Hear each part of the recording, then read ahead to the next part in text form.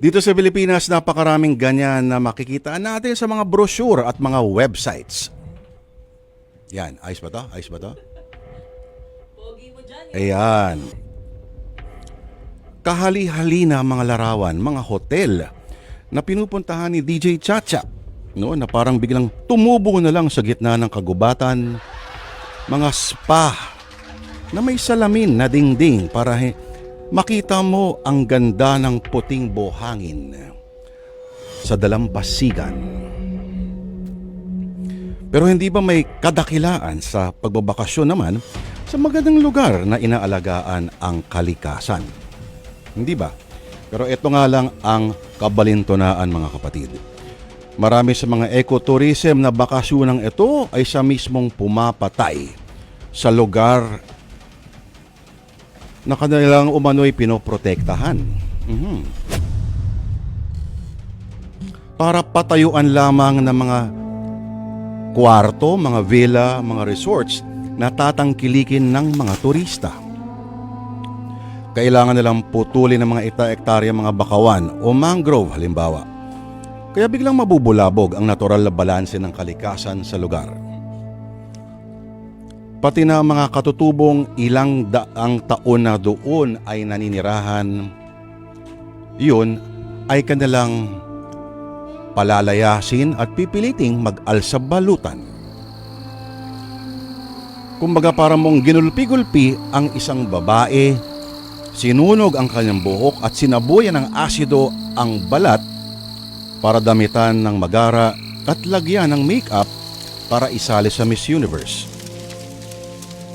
Ganyan-ganyan din ang gawain ng ilang mga dambuhalang korporasyon na lalapastanganin ng kalikasan sa ngalan ng pag-unlad. Sa ating kwento sa Biyernes ngayon ng kababalaghan, mga kapatid, malalaman ng ilang mga nilalang na kahit na sa panahon ng artificial intelligence at kung ano-ano pa mga makabagong teknolohiya, marami pa ring misteryong ikinukubli ang kalikasan. At ang mga taong ito ay bahagi ng isang malaking grupo ng mga espesyalista, mga inhinyero, siyentipiko at iba pa.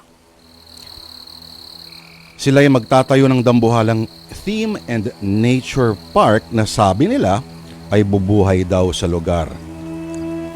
Sa pamamagitan ng turismo, ang hindi nila alam na sa lugar na kanilang pinupuntirya, sila ay hindi malugod na tinatanggap. Sila ay hindi malugod na sasabihan ng welcome kung ano ang mangyayari sa kanila, mga kapatid. Aba, yan po ang ating pakikinggan. Kaya atin na pong simulan dito sa Sana Lourd. Ang dulang sinulat ni Macris Magboo Orpilla. Atin pong pakinggan ang lihim ng Baryo Lunasan.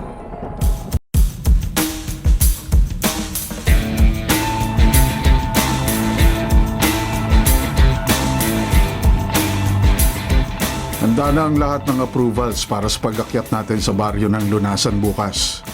All systems go na finally. Oo nga, buti na lang naihabol lahat ng permits. Akala ko mapupurnada na tong project na to.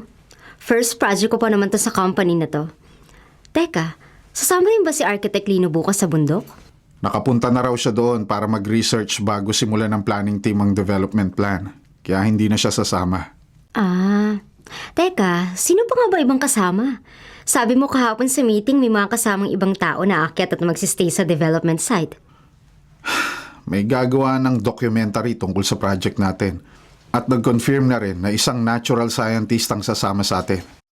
May nakapagbalita sa akin na malaki raw ang role ng scientist na yon sa pagkaka-approve ng permits nitong project.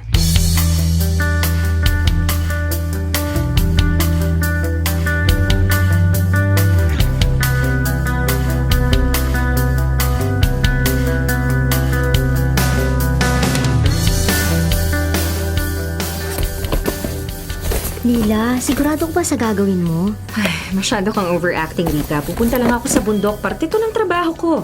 Saka ang daming hassle na nadaanan para lang matuloy ito. Pero alam mo naman kung ano nangyari nung huling beses kang... Gusto ko nang mag-move on, Rika. Hayaan mo na lang ako. Trust me, okay? Gusto mo bang sumama? Para makampante ka? Hell no! Alam mong allergic ako sa mga lupa at mga dahon-dahon at napakaraming ganun sa kabundukan. Ewan ko nga ba bakit bet na bet mong aralin ng mga wonders of nature. Sa bagay, bata pa lang tayo, fascinated ka na sa kalikasan. Kaya nga pabayaan mo na lang ako dahil ito ang specialization ko. Sayang naman ang ilang taon kong pinag-aralan, hindi ba? Lila, Ay, nako, best friend. Just trust me. Kaya ko to. Kapag nakababa ko ng bundok in one piece, ibig sabihin, totoong naka-move on na ako, okay? nagpapaalala lang naman ako. Alam ko naman, kaya nga thank you talaga sa lahat. Kung hindi dahil sa lahat ng malasakit at concern mo, baka tuluyan na akong nabaliw sa... Hep, stop. Erase that thought. Tama na ang usapan na to at ayoko na ng dramahan. Basta mag-iingat ka doon ha at huwag mong kalimutan ang satellite phone mo para in case na walang signal ng mobile network, okay? Oo na, buti na lang may friend akong super rich na nagre-regalo ng satellite phone and subscription.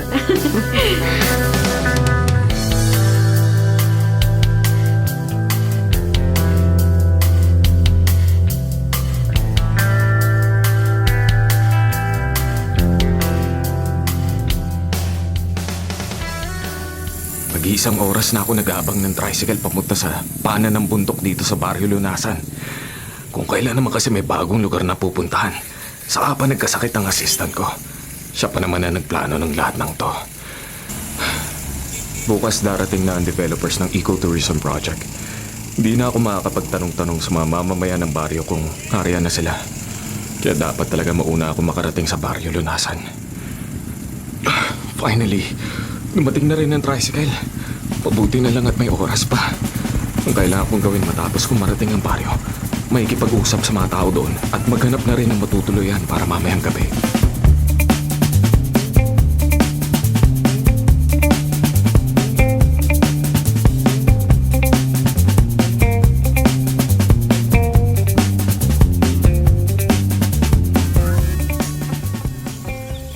Ngayong narito na tayo sa paanan ng bundok. Tent muna ang itatayo natin pansamantala. Bukas, pagsikat ng araw, saka tayo aakyat ng development site. Sa ngayon, mauuna nang maggapas ng mga damo sa daraanan ng ibang kasamahan natin. Sige na, magsimula na kayo. Tent? Akala ko ba gagawa ng temporary shelter? May mga gamit tayong dinala para doon, di ba? Jonah, nasa paanan pa lang tayo ng bundok. Kung hindi sana tayo na-delay kanina, mas maaga tayong darating para nakaakyat na ang development site as scheduled. Kaso nga, nagmamaganda tong scientist na kasama natin at late na dumating. Kaya hindi lahat tayo agad nakaalis. Bakit kasi kailangang hintayin pa? nagka-emergency nga raw kaninang umaga kaya hindi ka agad nakapunta sa meeting place. Ang mahalaga, andito na tayo. Mas mapapadali pa ang pag-akyat natin kung mauunang maglinis ng daraanan ng iba nating kasama. Dagdag cost pang kinuha natin mga tao na magagapas ng damuhan. Masyado mo namang pinapairal ang pagiging manager mo. Jonah, kailangan naman talaga ng mga taong yon dahil taga rito sila. Mas kabisado nila ang kabundukan. At mas makakabuti para sa atin na ngayon pa lang may naibibigay na tayong trabaho sa mga taga rito. Hindi ba? Sa bagay, may punto ka dyan. Parte yan ng mission ng project natin. Ang makapagbigay ng trabaho sa mga tao na nasasakupang lugar. Mismo. Alam mo naman na essential part yan para maaprubahan ng project na to. Naku, umulan pa. Hindi pa na itatayo ang mga tent, bumuhos na agad ang ulan. Simula pa lang minamalas na tayo. Good luck talaga sa atin sa mga susunod na araw. Teka, dumating na bang gagawa ng documentary project natin? Sabi kanina nang tumawag sa akin, nauna na raw siya dito. Pero hanggang ngayon, hindi pa rin nagpapakita. Ah, so hindi lang pala isang diva nating kasama. Dalawa na sila.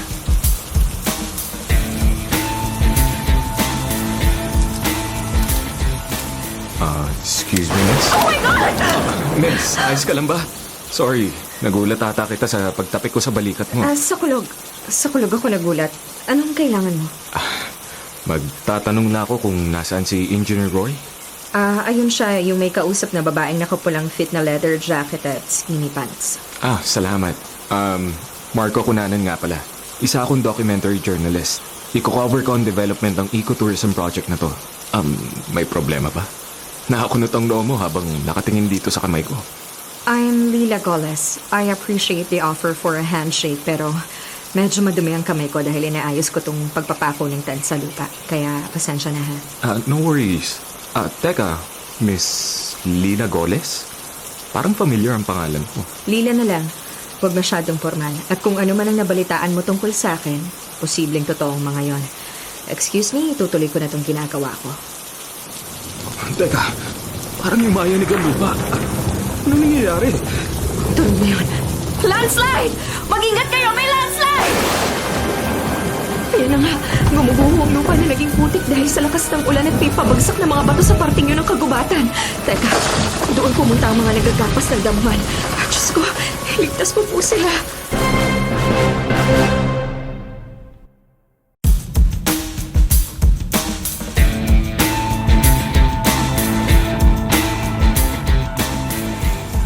Sir! Oh, Miss Lila! Bakit hindi ninyo pinatigil ang pagputol ng mga damuhan nang magsimulang umulan? Ngayon, hindi natin alam kung ligtas ba ang mga taong yun matapos ang landslide sa parting yun ng bundok. Parte naman talaga ng plano na magputol sila ng damo para gumawa ng mas malawak na daanan. Pero delikado kapag umuulan. Lalo na't bundok ito na hindi naman sikat na akyatan. Hindi natin kabisado ang mga lugar na mas ligtas gawa ng hiking trail. Hindi ko nga alam bakit pinipilit ninyong i-develop ang lugar na to eh. Sandali nga, Miss Lila. Hintayin na lang natin na bumaba ulit ang mga taong umakyat kanina. Pero bakit nag-hysterical ka dyan? Kami ang in-charge sa operation na to, hindi ikaw. Jonah, Nagsasabi lang ako ng totoo. Hindi ko pinayagang sumama dito para patikusin ang mga ginagawa namin. Hindi rin kayo pinayagang umakyat dito sa bundok na to nang hindi ako kasama. Para sabihin ko sa'yo, Miss Jonah, kung wala ako, hindi natuloy ang proyektong to. Excuse me, aakyat ako para tingnan ng mga tao. Sa isang trail ako dadaan. Miss Lila, wag na. Bababa rin ang mga yan. Isa pa, wala namang nagradyo na kailangan nila ng tulong. So for sure, ligtas sa mga yan. Kung natabunan ka na ng lupa, makakapagradyo ka pa ba? Lila, tara, sasamahan na kita. Marco, Jonah, anong ginagawa mo rito? ikaw ang dapat na tinatanong ko niyan.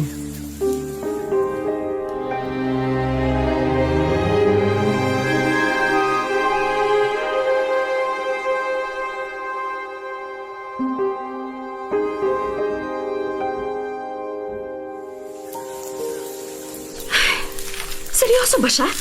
Wala raw nagradyo para humingi ng tulong? Huwag mo nalang pansinin ang sinabi ni Jonah. Wala talagang preno ang bibig ng taong yun. Paano hindi ko papansinin? Simula kaninang tanghali, puro parinig na yan sa akin dahil nalita ko ng dating sa meeting place. Sa mga inaasta niya, napaka-unprofessional. Paano naging manager yan? Nagulat nga rin ako. Classmate ko siya nung college. At hindi ko rin alam na nakagraduate pala siya. Baka ginamitan na naman ng connections. Marco, may paparating. Hindi kaya ang mga taong umakyat ng bundok ang pinanggagalingan ng mga yabag na yon? Tama ba ito nakikita ko? May 3 taong pababa ng bundok. May 5 tao pa na nakasunod sa kanila. Ibig sabihin, kumpletong bababa ng bundok ang mga tauhang nagputol ng damuhan. Buti na lang dahil medyo kinakabahan na nga ako. Lila, nabalitaan mo na ba ang tungkol sa alamat sa bundok ng lunasan?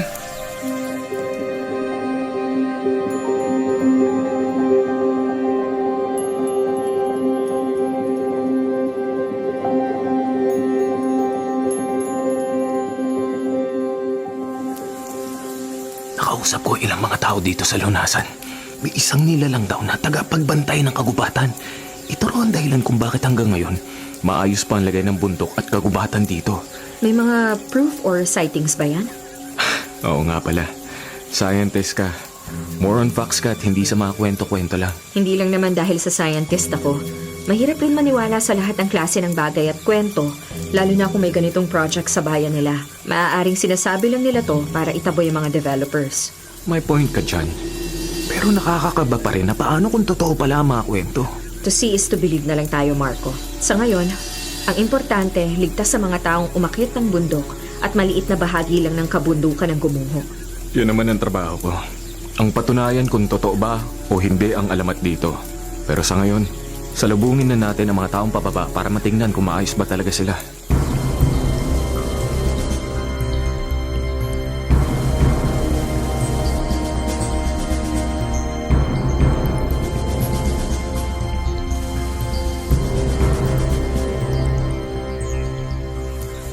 Maghapon na tayo naglalakad pero parang paikot-ikot lang tayo.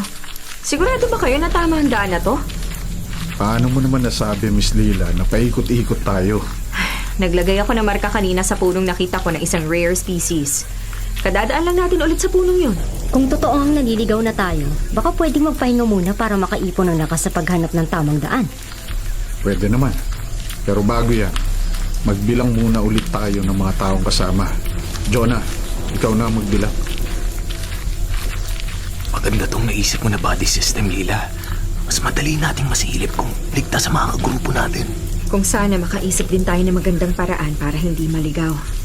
Teka, bakit patakbong bumabalik dito sa pwesto natin ang manager na yun? Sir, may kulang na isang tao. Ang hanay na nasa dulo. Hindi raw napansin ng kabady system ni Simeon na kung kailan nawala ang kasamahan niya. Ano? May nawawala?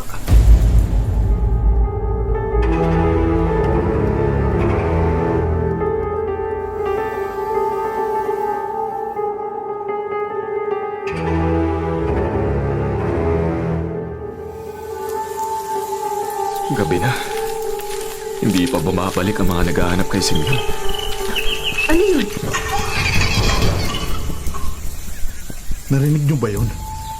Ang lakas ah! Teka, narinig ko rin yun kagabi pero mahina lang. Inakala ko na malaking ibon lang. Parang agila. Pero sobrang nakakakilabot ang tunog na yon. Nagtayuan ang mga balahibo ko sa isang tunog pa lang. Ayun na naman siya! Sir, may kababalik lang na tauhan natin at may binalita sila. Ano raw? May mga bakas sa dugo raw silang nakita malapit sa isang bangin. May piraso rin ng puting tela na... Bangin? Lila, ayos ka lang? Bigla ka namutla. Nanginginig pa ang katawan mo. Ang kakilakilabot na tunog na yun. Duguan sa may bangin. Dugo. Hinimatay si Lila! Lila! Lila! Gising!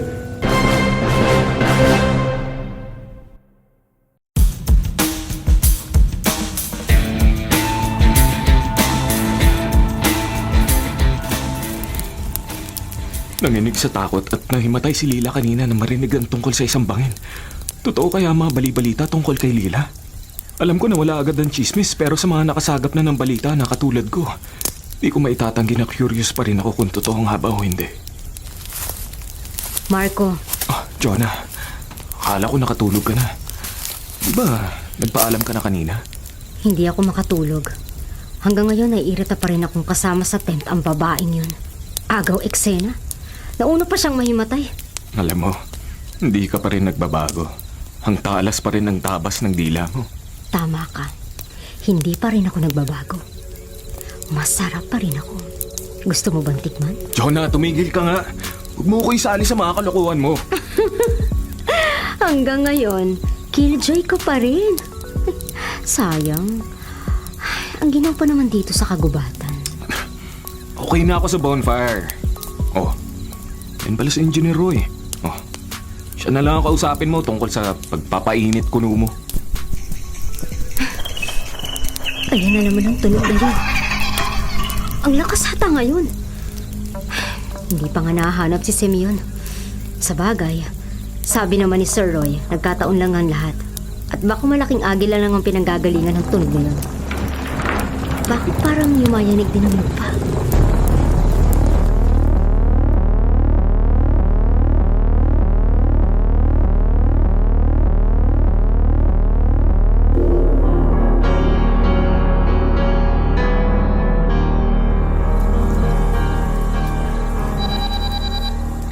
Hello? Best friend, ano? Bakit hindi ka man lang nagpaparamdam? Para sampay ang satellite phone mo, ha? Ano, display? Ay, hindi ba pwedeng mag-hello ka na lang gaya ng mga normal na tao, Rika? At kumustahin mo lang ako. Kailangan talaga may talak na agad na kasama sa pambungad na bati pa lang. Hello, Lila? Oh, ano? Buhay ka pa? Oh, bakit hindi ka nag-update man lang kung nasan ka na? Kumusta naman si Lila? Okay na ba ang take 2? Oo, okay na. Kahit parang galit ka pa rin. Pero buti na patawag ka. Tatawag na rin sana ako kasi kakagising ko lang. Seriously, ano? Kumusta ka nga? Inatake ka ba ng... Oo Nahimatay pa nga ako. Uminom naman ako ng pampakalma at nakatulog na ng kaunti kahit maraming kaganapan dito sa temporary campsite namin. Ano? Nagka-anxiety attack ka na naman? Nangyari kasi may nawalang isang tauhan at nakakita ng dugo sa malapit sa...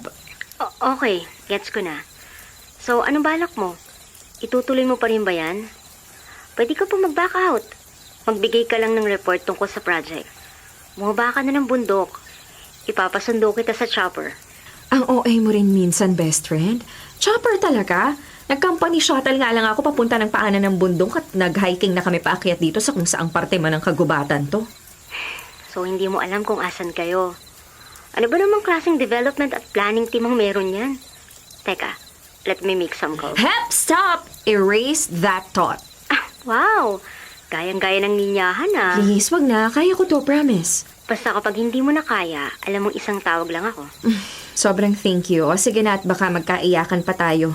Baka maubusan rin ako ng battery. Isa lang ang power core na dala ko pang charge ng phone. Basta mag-iingat ka. Oo naman. Ingat ka rin, Bes. Ayan na naman yung tunog na yun. Nakakakilabot at dahil hindi namin alam kung ano to, mas nakakatakot.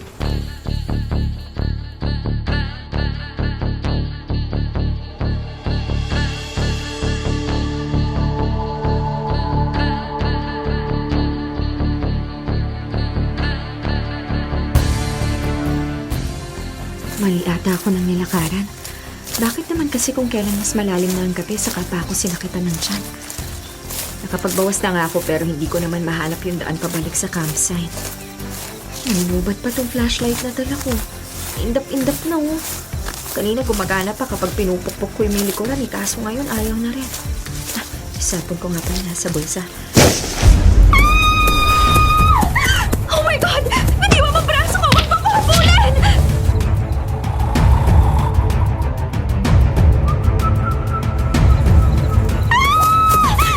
Lila, hey! Si Marco to! Marco, anong ginagawa mo rito? Grabe ka, tinakot mo ko ah! Sorry. Naglakad-lakad ako. Ikaw, kanina pa kita tinatawag bago kita nilapitan kaso parang malalim ang iniisip mo. Ay, iniisip ko lang paano pagaganahin tong flashlight. Eksakto pa na namatay yung hawak kong ilaw nang lumapit ka sa akin eh. Hindi kita namukhaan kaya pasensya na sa suntok at sipa ah. Okay lang. Upo muna tayo dito sa may ugat ng puno na malaki. Napagod ako kakalakad. Parang paikot-ikot lang din ako kanina. Ako rin. Parang kailangan nga magpahinga muna. Ano, okay ka na ba? Oo, pasensya na sa abala kanina ha. Salamat din sa pagtatayo ng tent ko at pagbuhat sa akin. Paano mo naman nalaman na ako ang gumawa ng lahat ng yon? Feeling ko lang kasi ikaw lang yung may sense of responsibility dito at ikaw lang yung mabait. Alam mo na, since parehas tayong stranger sa mga tao rito. Ang tunog na yun. Parang ang lapit. Teka, parang... Lila, sa itaas. Marco, paano tayo tatakas? Ano gagawin ko? Nanginigip yung dibdib ko. Diyos ko, naman sana ako atakin ngayon. Lila, ang laki ng mga pakpak na pumapagaspas. Lila, pababa siya. Lila, halika na.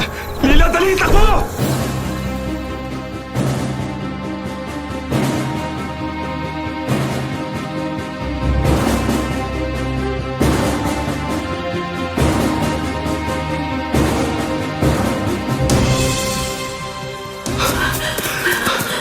Marco, pagod na ako. Narinig mo pa rin ba siya? Hindi na. Wala na siya. Siguro pwede na rin tayong tumigil sa pagtakbo. Marco, mag-campsite yun. Buti naman at nakarating na rin tayo. At wala na rin ang humahabol sa atin. Nakakakilabot. Parang isang malaking agil ang pangitasan ng katawan. At ang ibaba. At pakpak naman niya sa dragon. Nakita mo ba ang mata? Oo, doon ako sobrang natakot. Nalilisik ang malalaki at kumislap niyang dilaw na mga mata na para bang binabasa ang kaluluwa ko. Ano ba tawag sa malaking ibon na yon? Parang may alam ka eh. Hindi ba sabi ko sa'yo na nagbabala ang mga matatanda tungkol sa lihim ng lugar na ito? Ang alamat? Oo, Lila. Nakaharap na natin ang alamat sa lugar na ito. Ang palintukan.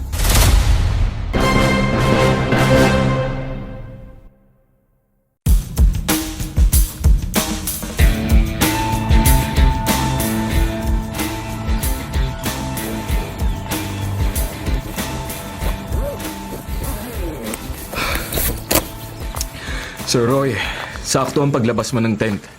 Baka naman, pwedeng wag na natin ituloy ang pag-akyat pa ng bundok. Ano? Anong pinagsasabi mo? At bakit hingal na hingal ka, Marco? Miss Lila, anong nangyari? Tulala ka na naman. May nakita kaming nakakatakot na nilalang. Kapag ikinumpara sa description ng mga matatanda sa Baryo Lunasan, nakaharap namin mismo ang balintukan. Ay, balintukan? Bakit lumabas ka na kaagad? Hindi ba sabi ko, mauuna akong lumabas ng tent? Eh, ang tagal mo eh. Gusto ko na magbanyo. Mamaya niyo na nga ikwento sa akin. Mas matindi pa ata sa alimaw ang kamandag ng si Jonah. Kawawa naman tong si Engineer Roy kapag nagkataon. Marco, may sinasabi ka? Ang alamat ng balintukan ay sikat sa mga matatanda dito sa Tunasan. Balintukan? Sounds familiar. Oo nga, tama. Narinig ko na rin ang tungkol dyan. Ang alam ko, matagal din bago nakumbinsi si Mr. Go na ituloy ang project dahil nanghingi siya ng pruweba pero wala namang naibigay na litrato man lang ng balintukan. Ikaw ba? May video o picture ka man lang ba? Yan nga ang pagkakamali ko. Wala man lang akong kuha kahit isa. Masyado kami nabigla ni Lila. Tumakbo lang kami at nagtago mula sa nilalang na yon. Then, wala tayong pag-uusapan. Saka mo na lang ulit ako kausapin kapag may pruweba ka na nakapaminsala sa project ang balintukan na yan. Excuse me.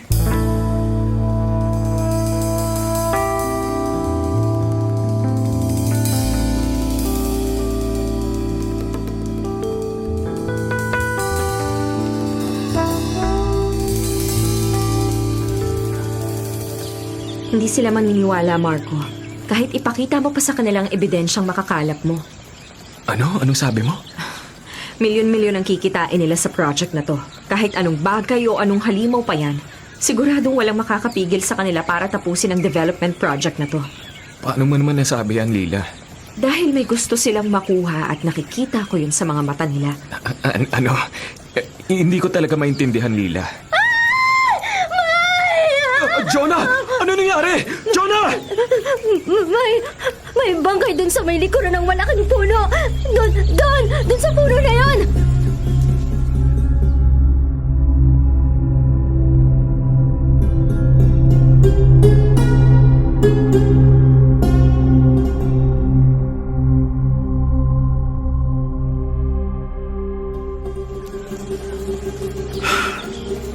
Meron sigurong mabangis na hayop na nakalusot dito sa campsite kagabi. Amoy alak din ang taong namatay. At pagkakatanda ko, parang siyang nagbalita na nawawala ang isa nating kasama. Oo, naalala ko na rin. Siya si Efren. Isa sa pinakabata at gwapo na kasama natin dito sa grupo.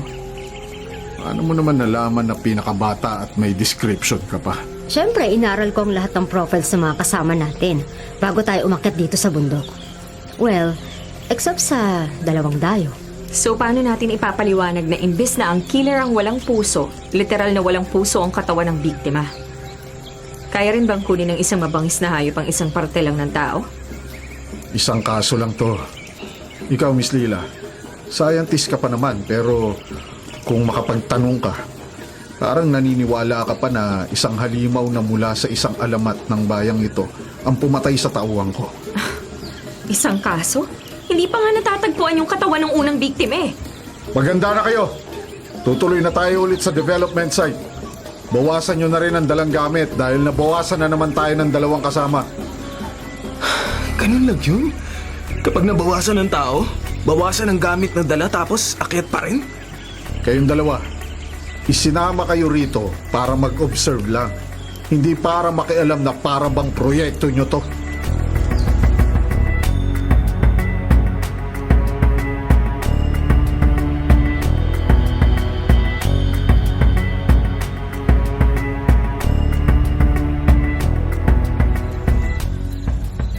Mas malalim na sa kagubatan ng lugar na to. May mga nakuha ka na bang footage gamit ang cellphone mo? Kaunti lang pero nakuhanan ko ng palihim ang bangkay na pinakita kaninang umaga. Hindi pa rin ako makapaniwala na hinayaan nating iwanan na lang doon ang bangkay. Sa ngayon, wala tayong magagawa. Wala tayong means of communication. Ni hindi nga tayo makababa ng bundok na to nang hindi tayo naliligaw.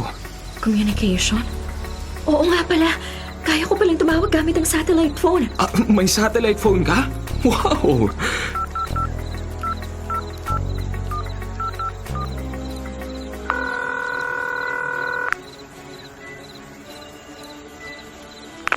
Lila!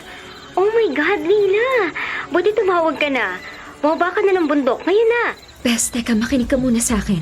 Pwede ka bang magpadala ng rescue team dito sa bundok ng Tunasan? Bakit? Nasaktan ka ba? Ano bang nangyari? Hindi ako, pero kailangan namin ng tulong dito. Bes, hindi ko magagawa yan dahil nakablock ang daan papasok sa lugar na yan. Magpapasimula na rin daw magpa-evacuate ang mga karatig bayan. Ha? Evacuation? Lila? Bakit? Wait lang, Marco, ah. Kakausapin ko lang muna ang kaibigan ko.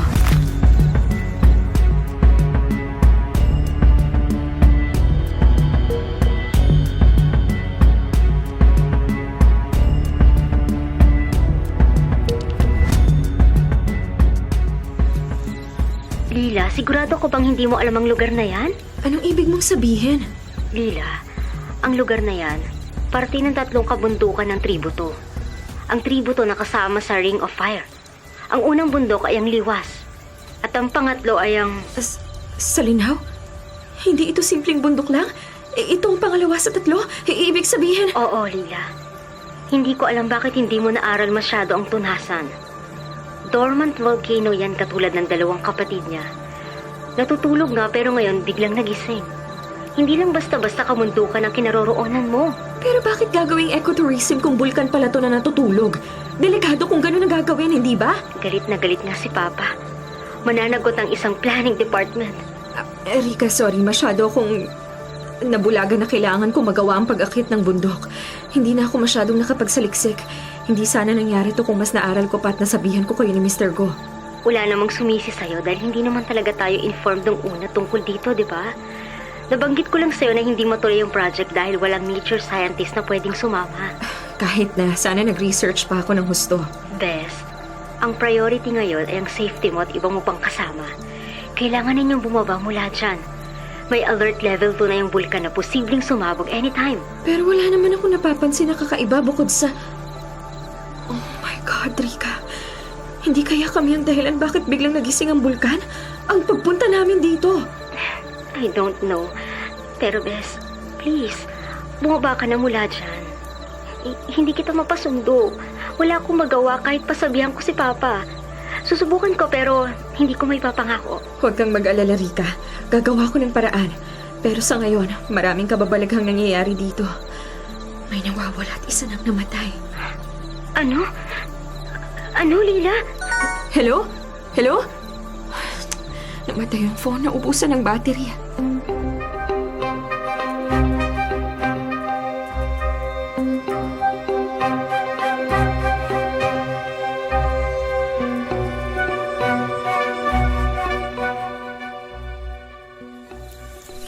Lila, may problema ba?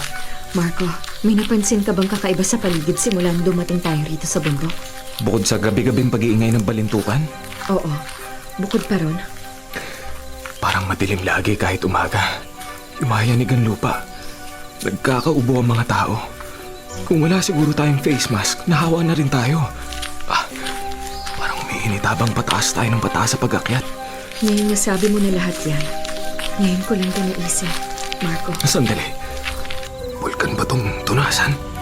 Dormant volcano na ngayon ay nagising at nasa alert level 3 na. Alert level 3? Ibig sabihin anytime pwedeng pumutok ang bulkan. Oo, kaya pala laging parang gumagalaw ang lupa. Kaya rin may erosion nung unang dumating tayo. May pagyanig na ng lupa dahil sa bulkan.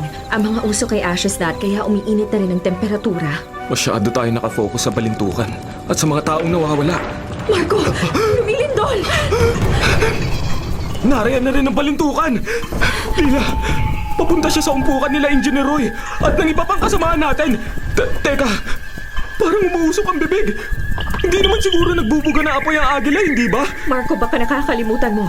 Kalahati ng itsura ng balintukan ay parang sa dragon. Pati ang mata nitong malaki rin at kumikislap na dilaw. Ngayon ay kulay pula na.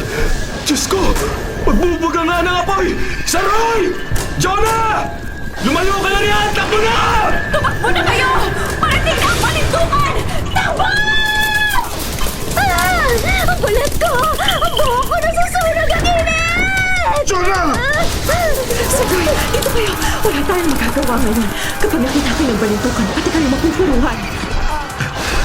Diyos ko, anong klaseng halimaw to? Matapos sunugin ay ilalapitan pa at winawakwak ang dibdib gamit ang higating tuka at kinukuha ang puso. Tinutuka ng balintukan ang puso ng mga biktima.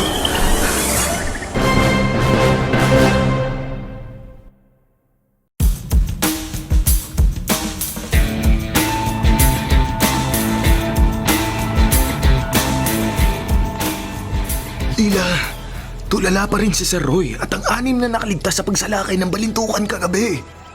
Oo nga eh. Pero nakakapanlumo naman talaga kung hanggang ngayon, umuusok pa rin ang mga labi ng nabiktima.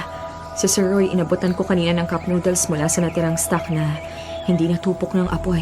Pero ayun, tulala lang siya. May naalala nga ako na banggit sa akin nung mga taga-baryo Tunasan nung nanatili ako sa baryo nila ng isang gabi para magtanong-tanong. Ano yun? May isang matanda raw dito na sa kabundukan mismo nakatira. Kung gusto ko raw malaman ng tungkol sa balintukan, hanapin ko raw ang matandang ito. Nabanggit ba kung saan mismo dito? Malapit daw sa tuktok. Base sa terrain na inakyat natin, malapit na yun. Oh, bakit tumayo ka na? Akala ko kakain ka pa niyang cup noodles na wala naman tubig. Tara na, hanapin na natin. Wala namang ibang gagawa nito kung hindi tayo lang eh. Sana talaga mahanap natin ang lugar ng matanda. Kundi ako nagkakamali. Mang Poldo ang pangalan.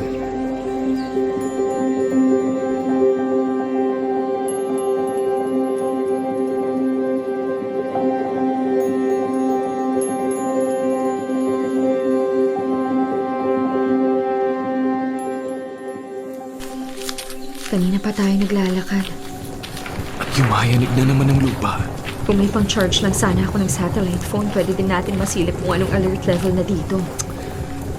Sa tingin mo pa rin ba simpleng bulkan lang to? Walang kinalaman ng balintukan. Alam mo naman na makatotohanan lang ako. Sa tingin ko connected pa rin talaga ang pag-akyat natin dito. Di basta-basta magigising ang halimaw na yun, pati ang natutulog na bulkan na ito kung hindi na-trigger. Yun ang tanong. Anong trigger?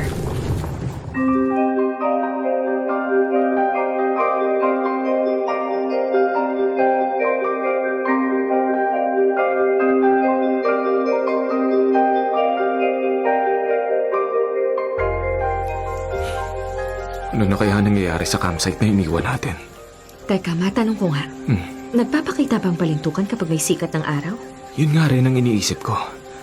Parang dapat pwede naman din siya sa araw. Pero tuwing gabi lang natin siya nakikita at naririnig. Hindi kaya bawal ang balintukan lumabas kapag araw? Ang daming mga katanungan na sana masagot lahat ni Mang Poldo. Sa mga footages na nakuha ko noong mga nakaraang gabi at kagabi, makakagawa na ako ng isang magandang documentary tungkol sa lunasan at sa balintukan. Pero hindi ko mapagtugma-tugma ang kwento. Anong ibig mong sabihin? Bakit may balintukan? Anong kinalaman nito sa Tunasan? At paano naging active volcano ang dating natutulog na bulkan, hindi ba? Sumasakit ang ulo ko sa dami ng iniisip natin at isa pa, nagugutom na rin ako. May makakain kaya dun kina Mang Poldo? Lila, kahit anong mangyari, huwag kang iinom o kakain ng kahit anong ibibigay ni Mang Poldo. Ha? Bakit? Hindi ko alam pero yun ang rule ko sa buhay. Kapag hindi ko pa gaanong kilala, hindi ako tumatanggap ng kahit anong pagkain o inumin. Lalo na kung nasa lugar ako na hindi ko pa kabisado. Parang dito sa Tunasan. Kaya pala puro pagkain at inumin ang laman niyang bag mo bago to nasunog kagabi ng ipinangsangga mo sa balintukan. Basta, Lila. Tandaan mo yun ha. Sige, kahit gutom na ako.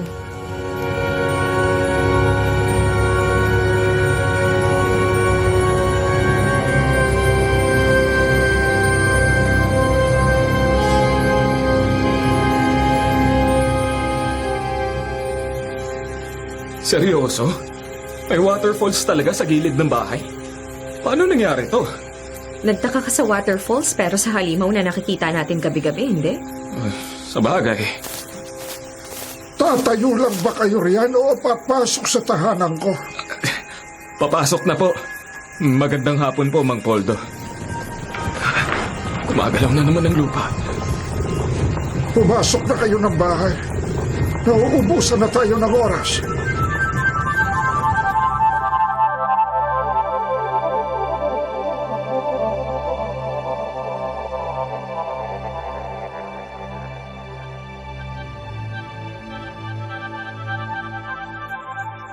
Mang Poldo, parang alam ninyo kung bakit kami naririto. Oo, magtatanong kayo tungkol sa balintukan, hindi ba? Opo. Bago yan, inumin muna ninyo ang tsaa at kainin ang tinapay na inihanda ko. Salamat po pero medyo masakit po ang sikmura ko eh. Hindi ako makakain o makainom. Ganon ba? Sayang naman. Masarap pa naman ang tinapay at inumin na yan. Oo nga po eh. Balik po tayo sa balintukan. Mang Poldo, bakit po pala nagising ang bulkan ng Tunasan? Dahil po ba sa balintukan? Tuwing magigising ang balintukan sa mga nagtatangkang umangkin ng yamang lupa rito, nagigising din ang bulkan na siyang tahanan ng nilalang na isinumpa. Isinumpa? Ang balintukan ay isang espiritong isinumpa. Dahil sa kasakiman nito, siya ang nagbabantay ngayon dito sa kabundukan at kagubatan. Una niyang pinatay ang mga ganid at hindi rumirespeto sa Tunasan. Paano po nalalaman ng balintukan na sakim at ganid ang isang tao? At ano naman po ang binabantayan nila dito sa Tunasan? Sa pamamagitan ng mga mata, iho. Ang mata ay hindi nagsisinungaling. Hindi ba ninyo alam na may ginto sa kabundukan ng Tunasan? Hindi ba kaya kayo nagpunta rito ay para magmina ng ginto? Hindi po. Kung yan ang alam mo, masasabi ko ngang hindi kayo makasarili at ganid. Pero hindi ko lang sigurado sa mga kasama ninyong naiwan sa kampo. Ginto? Wala po kaming alam sa ginto, Mang Poldo. Ecotourism Park po ang pakay namin dito na gawin. Hindi yon ang alam ng balintukan. Mang Poldo, kung hindi po kami ganid at makasarili at nirespeto namin ang kalikasan dito sa Tunasan, makakatakas po ba kami? Sa totoo lang, hindi ko rin alam. Dahil sa pagkakaalam ko, mas lumalakas ang kapangyarihan ng balintukan tuwing maghihiganti ito sa ibang tao at kakainin ang puso ng kanyang biktima, masama man o mabuti. Sa madaling sabi ho, hayok ito sa puso ng tao. Tama. Dahil galit siya sa mga taong may kakayahang umalis sa kabundukan ito at humahanap rin ito ng papalit sa kanya bilang tagapagbantay. Paano po namin matatakasan ang balintukan, Mang Poldo? Isa ako sa mga nagtangka, ngunit heto ako. Narito pa rin. Hindi makakaalis sa Tunasan. Nakakulong, nakagapos, at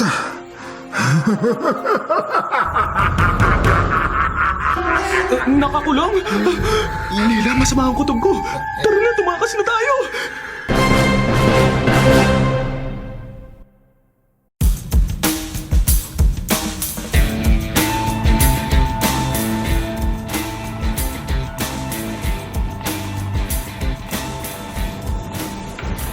kahit tumakas kayo, hindi na kayo makakawala. Dito na kayo habang buhay. Mamili kayo. Kakainin ko ang puso ninyo o kayo ang papalit sa akin bilang tagapagbantay. Lila, tumakas na tayo. Si Mang Poldo ang baliktukan. Malapit na siyang magpalit ng anyo. Nagkaroon ng bangin. Hindi pwede to. Lila, labanan mo ang takot mo. Hindi mo ba makalimutan ang ginawa mo sa kasintahan mo, Nila? Nahulog siya sa bangin ng dahil sa kasakiman mo! Hindi! Hindi ko kasalanan. Ililigtas niya lang ako. Ikaw dapat ang namatay, Lila. At hindi ang pobreng si Henry. Kawawa naman si Henry, Lila. Lila! Huwag kang makinig sa kanya, Lila! Pinabasa niya ang isipan at takot mo! Hindi! Huwag kang umatras! Huwag kang kumilos! Paano ako makakatawid sa kabila? May malawak na bangin na naglalayo sa amin ni Lila. Kung patuloy siyang atras, mahulog siya. Henry, I'm sorry. Hindi ko sinasadya. Ang gusto ko lang namang makita ng malapitan ng halamang kapot na matagal na nating hinahanap. Lila! Huwag kang gumalaw! Anong pwede kong gawin habang hindi pa tuluyan nagtatransform ang balintukan? Mukhang dahil may araw pa. Pero ilang minuto na lang. 6:00 na. Kailangan ko magmadali. Dahil sa kagustuhan mong yumaman at magkaroon ng maraming pera. Dahil sa halaman na yun, namatay ang kasintahan mo! Hindi totoo yan. Hindi ko sinasadya. Alam ng Diyos. Alam niya na mas gugustuhin ko ako na lang nahulog at hindi si Henry. Pero huli na ang lahat, Lila. Ngayon, ito ang kaparusahang iginagawad ko sa'yo! Mapangas kang nilalang! Akala mo mapapatay mo ko sa maliit na kutsilyong yan? Lila! Andito na ako! Huwag kang gumalaw! Sandali na lang! Sandali na lang, Lila!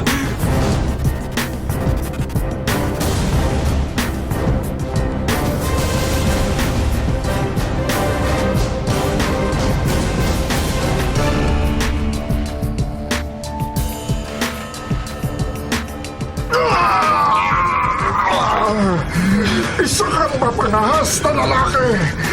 Ginamit mo ang lason mula sa tubig na inihain ko sa inyo! Lila! Tara na! Kailangan mo nang tumalon! Marco, Bilisan mo! Lila, manangihina pa ang balintukan! Kumapit ka na mahigpit! Tatalon tayo patawid dun sa pinanggalingan ko, okay? sige. 1, 2, 3! Ngayon naman! Sa waterfalls!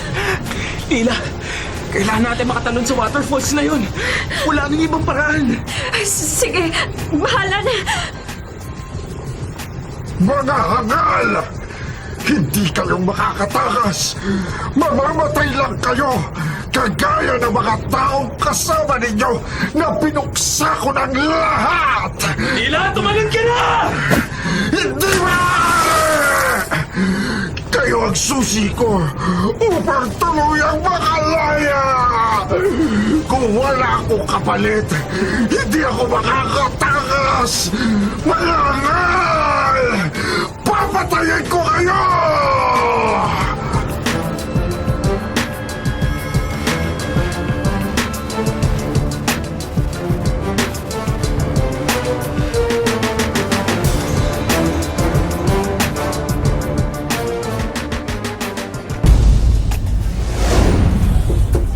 Pasok.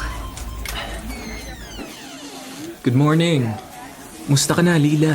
Marco, sorry hindi kita nadalaw ka agad sa kabilang kwarto ha. Kagigising ko lang rin kasi at ayokong palabasin ng... Hey, nag-CR lang ako. May kausap ka na, best friend? Yan, ayaw ko palabasin o pakilusin man lang yung best friend ko. Hi, I'm Rika Go, best friend ni Lila. Oh, hi. Nice to meet you. Teka, Rika Go? Ikaw ang nagpadala ng chopper at mga rescue team sa paanan ng bundok? I mean, ng bulkan. Yes, the one and only. Hindi ko naman pababayaan tong best friend ko. Wow. Thank you, Rika. Yes, thank you Rika.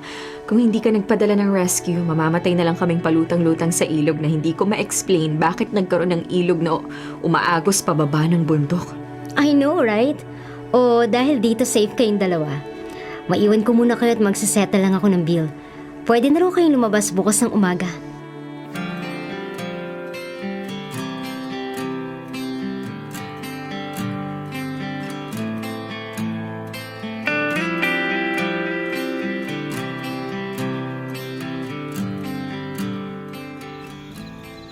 ganda nitong documentary ng new boyfriend mo, ah. Hoy, ang OA mo, hindi ko boyfriend si Marco. Magkaibigan lang kami. Well, siguro hindi pa now, pero sa future, baka magkatuluyan din kayo. Masyado kang looking forward. Pero sayang tong docu ni Marco, hindi acknowledged dahil tungkol sa alamat. Mas tinanggap pa ng mga tao ang pagiging active ng volcano at pagguho ng parte ng bundok. Hayaan mo na. For sure, may iba pa rin maniniwala at hindi na magtatangkang umakyat pa sa bundok or bulkan ng tunasan. Isa pa, good story ang docu niya. Bawal ang ganid at makasarili dahil napaparusahan. Sana nga, tumatak yun sa mga tao. Dahil siguradong mag-aabang lang doon ang balintukan para makapaminsala na naman. So, ano na nga ang real score? Ichika mo na kasi yan. Wala nga, kaloka ka, intrigera.